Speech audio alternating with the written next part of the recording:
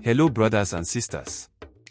Welcome back to Dark Secrets Africa, the place where we bring out hidden stories and deep truths that many people are afraid to share.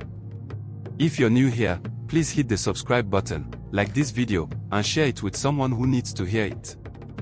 Don't forget to tap the notification bell, so you'll be first to know when we post new stories.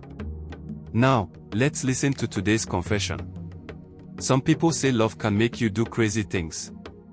But what if love makes you open a door that can never be closed again?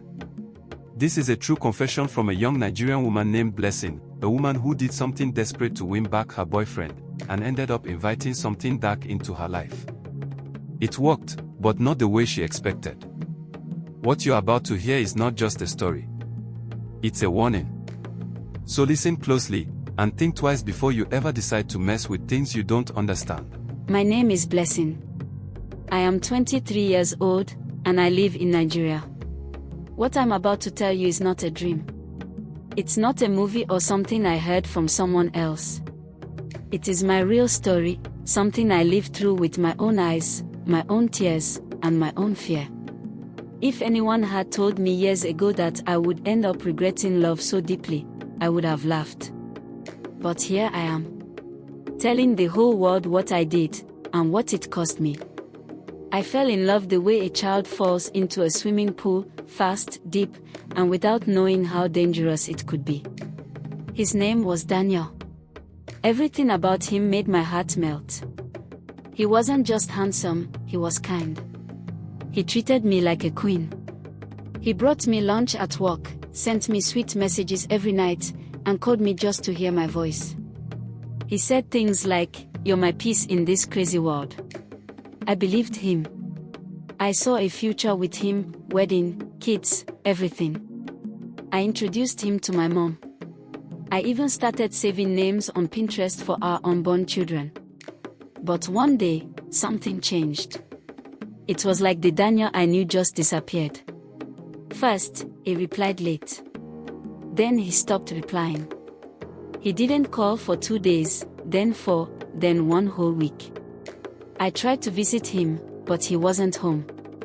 Finally, he sent a short message, "I'm sorry. I've moved on." Just like that. No explanation. No reason. He even blocked me on WhatsApp and Instagram.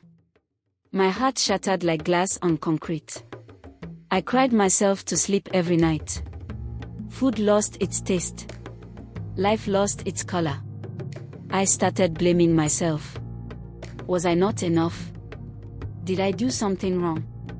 I begged him through mutual friends. I sent messages from other numbers. I prayed. I fasted. But Daniel never came back. I was sinking in pain. That's when my best friend Anita told me something that sounded crazy at first.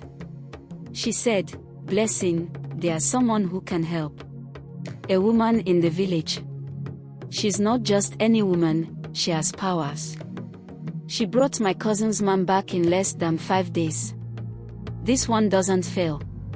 At first, I laughed. I said, "Are we in a Nollywood movie?" But deep down, I was desperate. I had tried everything else, prayer, begging, crying. Nothing worked. So after 3 more nights of crying on my bedroom floor, I called Anita and said, "Let's go." We traveled to a remote village far outside town. The roads were dusty, narrow, and full of potholes. We crossed a small river and walked through thick bush. I was sweating, but my heart was even hotter with anxiety.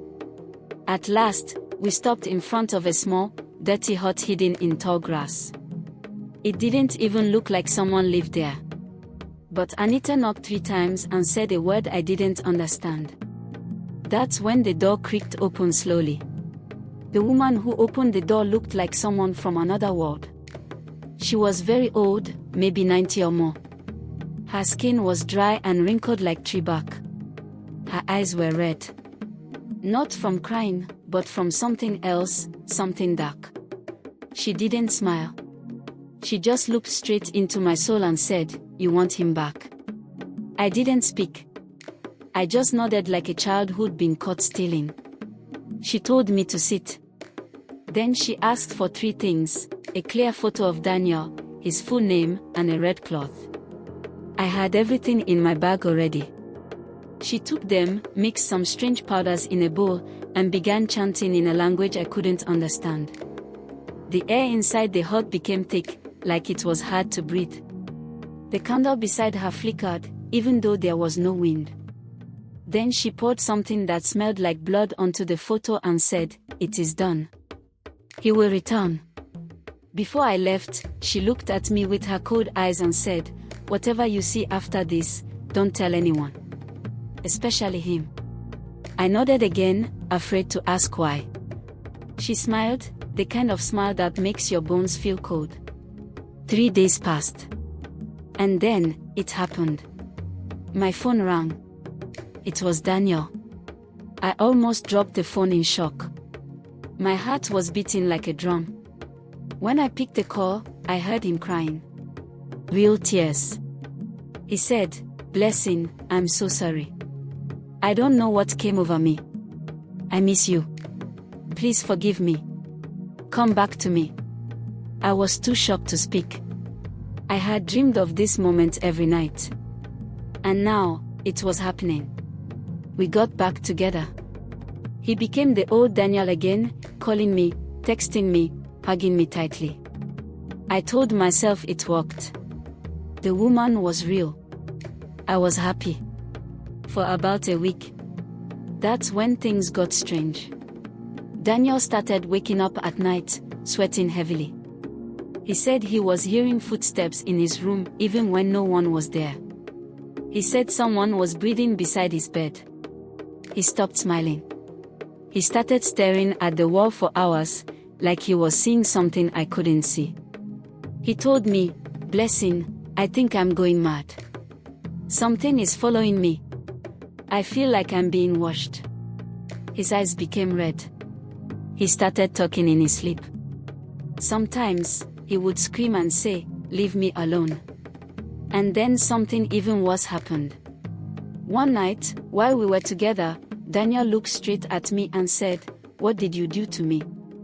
His voice didn't sound like his own. It was deeper. Like 2 people speaking at once. I froze. I couldn't answer. I just ran out of the room crying. That night, I had my first nightmare. I saw the old woman. She was standing in a dark forest, laughing. Her teeth were black. Her eyes were glowing red. She said, "You called me. You opened the door. Now I'm here." I woke up screaming. And from that day, I started seeing shadows in my house. Flickering lights. Cold air in hot rooms. I couldn't sleep. I couldn't pray. I felt like I had invited evil into my life. I decided to go back to the village.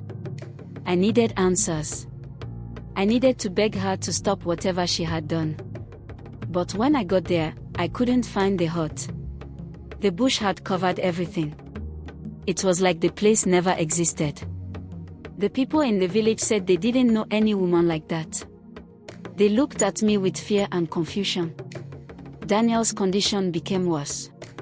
His parents took him to a hospital, then a prayer house. Nothing worked.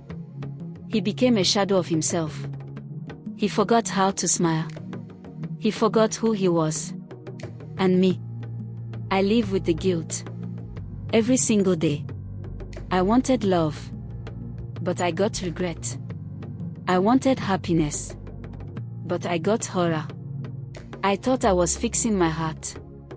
But I broke someone else's soul. Please, if you're listening to this, don't do what I did. Don't use juju or black magic to force someone to love you. If they leave, let them go. Forcing them might bring them back, but what comes with them is not love. I don't sleep well anymore.